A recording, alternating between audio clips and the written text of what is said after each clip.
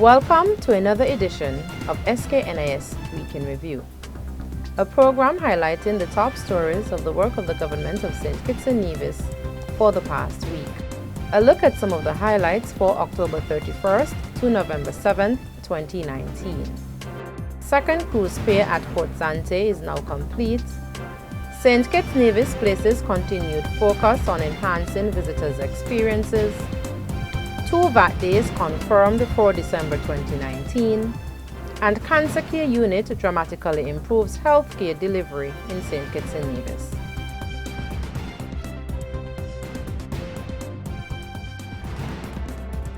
I am your presenter, Sherima Matthew.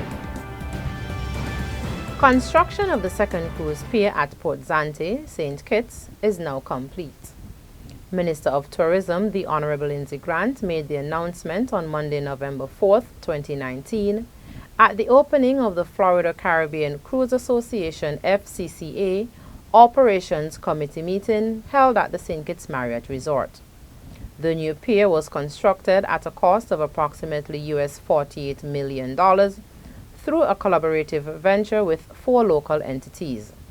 The financial players were the St. Kitts Nevis Anguilla National Bank, which committed $34 million, the St. Kitts and Nevis Social Security Board, which pledged $7 million, the St. Kitts and Nevis Sugar Industry Diversification Foundation with $5 million, and the St. Kitts and Nevis Trading and Development Company Limited TDC, which committed another $2 million. Why we are so proud of this new development?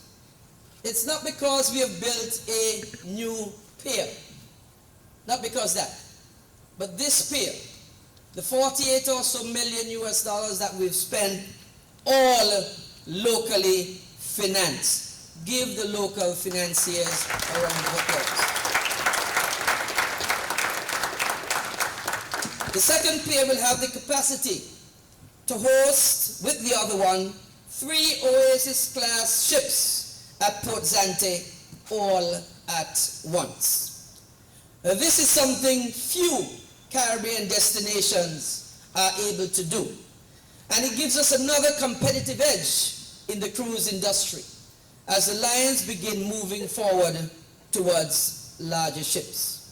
Minister Grant challenged stakeholders to continue finding new ways to innovate and collaborate with each other and with the government to enhance the experience for all visitors. St. Kitts and Nevis is the only destination in the Organization of the Eastern Caribbean States to achieve 1 million cruise passenger arrivals in 2 consecutive cruise seasons. This was achieved in the 2017-2018 and the 2018-2019 seasons. Officials in the tourism industry continue to place particular focus on enhancing the skills and abilities of tourism stakeholders in an effort to ensure that visitors can get the very best experience while vacationing in St. Kitts and Nevis. This was according to the Honorable Lindsay Grant, Minister of Tourism, during his address to officially open Tourism Awareness Month, which runs from November 1st to 30th. At the Ministry of Tourism and the St. Kitts Tourism Authority, we have committed to providing a consistently outstanding visitor experience through the sustainable development of our human, natural, and cultural resources in order to maximize opportunity, maximize prosperity, and of course the quality of life for present and our future generations. To this end, we are continuing to conduct customer service training for all stakeholders who work on the front lines of the industry, including both the traditional and the non-traditional service providers, such as the Alarub vendors, destination management companies, servers, bartenders, primate petting vendors, the craft vendors, hay braiders, all of those. This is our 5th year of annual training, with sessions held in June and July. This year's Tourism Awareness Month is celebrated under the theme Tourism, Refocused and We Focused Step Up. The people of St. Kitts and Nevis will have 2 discounted value-added tax VAT rate days this year on Friday 13th and Saturday 21st December 2019. The 2 discounted VAT rate days will allow all VAT-registered businesses to charge VAT at the rate of 5% on the sale of goods only. All tangible items that are presently subject to 17% VAT will qualify for the discounted VAT rate. For vehicle purchases, VAT will be exempt on the first EC $50,000, with VAT at the standard 17% charged thereafter. In addition to the discounted VAT rate days, the following concessions will be granted during the month of December. Non-commercial importation of foodstuff up to 400 pounds in weight will be allowed free of duty and taxes. Individuals will be allowed to import non-commercial goods valued up to EC $540 or US $200, free of duty and taxes.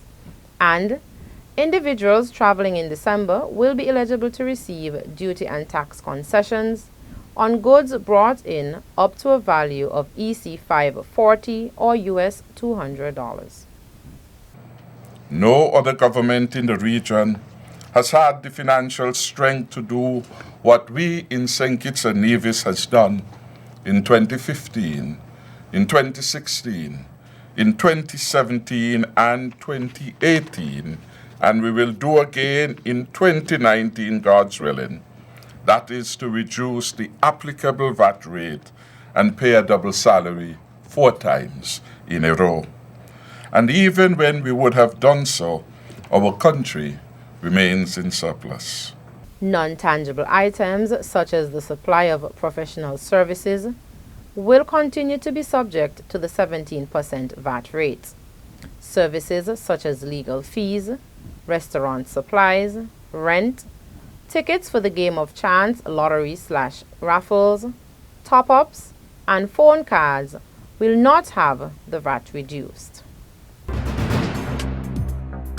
Prime Minister Dr. the Honorable Timothy Harris said that the first oncology unit to be established at the Joseph Nathaniel France JNF General Hospital is a product of his Team Unity administration's, and I quote, commitment to constantly improve on the delivery of health care, end of quote.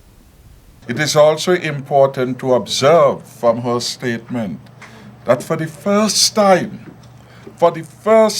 in the history of healthcare, an oncology wing was established under the Team Unity government.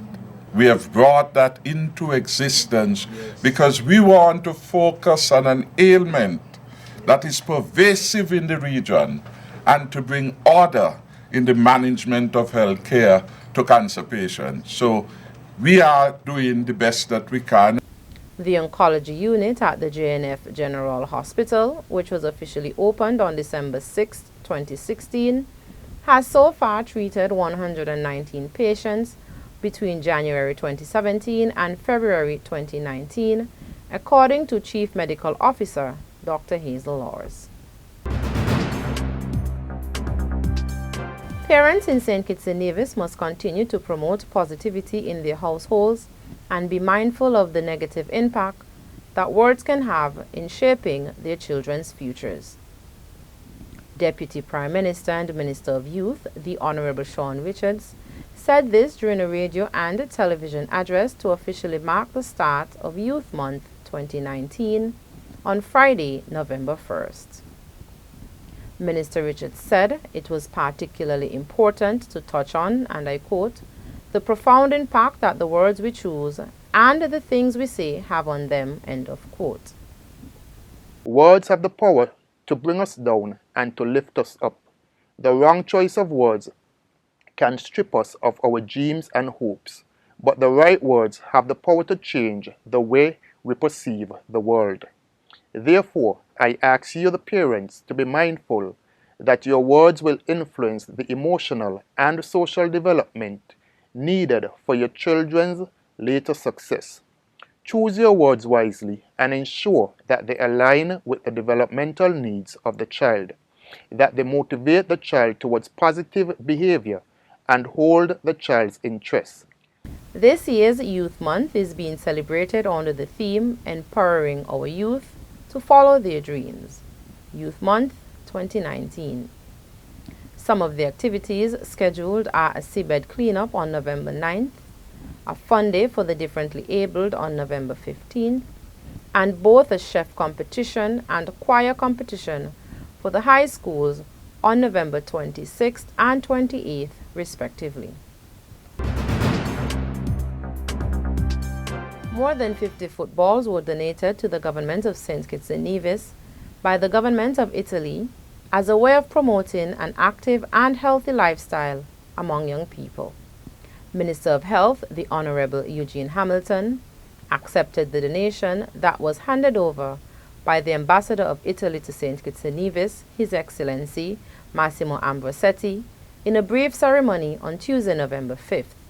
Minister Hamilton expressed thanks to the government of Italy and noted that the donation will go a long way in helping to keep the young people healthy. Soccer is one of the things that keep our young people healthy. Getting out and playing sports is part of the things that is needed by every young person to be able to stay healthy. Today's young children, some of them are diabetic or pre-diabetic. In fact, I am told that the recent calculation estimate done by a group from North America is that we have about 42% that are pre-diabetic. Well, that's a high number. But if soccer balls are there for them to play soccer, they can get their normal exercise. And of course, twinning that with the proper food, we can reduce the incidence of diabetes in our schools.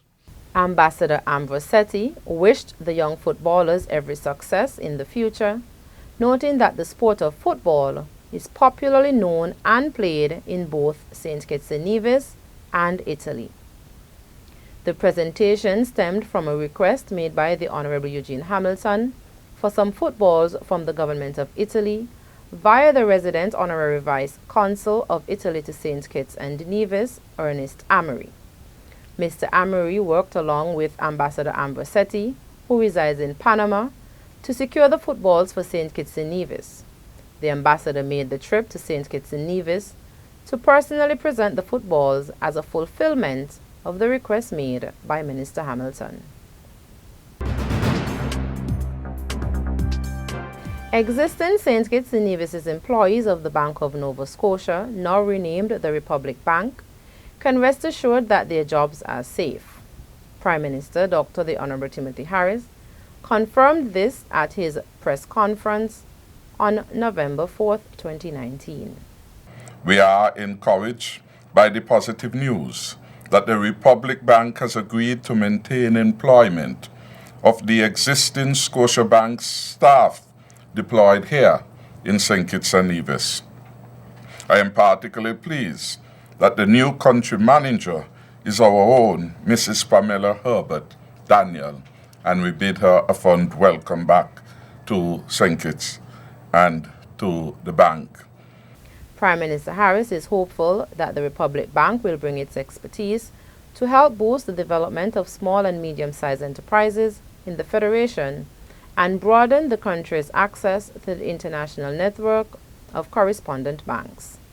By Statutory Rules and Orders number 30 of 2019, Bank of Nova Scotia Banking Business Vesting Order, the government granted approval for the transfer and vesting of the relevant assets of the Scotiabank branch business to Republic Financial Holdings Limited, effective October 31st, 2019.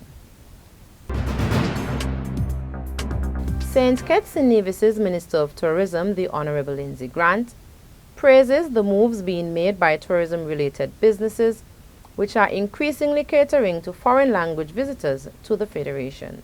While delivering remarks at the Florida Caribbean Cruise Association Operations Committee meeting recently held at the St. Kitts Marriott Resort, Minister Grant made specific mention of contours and the St. Kitts Scenic Railway, two local businesses that have made tangible steps toward improving the guest experience. Starting December 6, 2019, the St. Kitts Scenic Railway is set to launch audio recordings highlighting historical information on sites of interest and other attractions that prominently feature in its world-famous train and bus tours.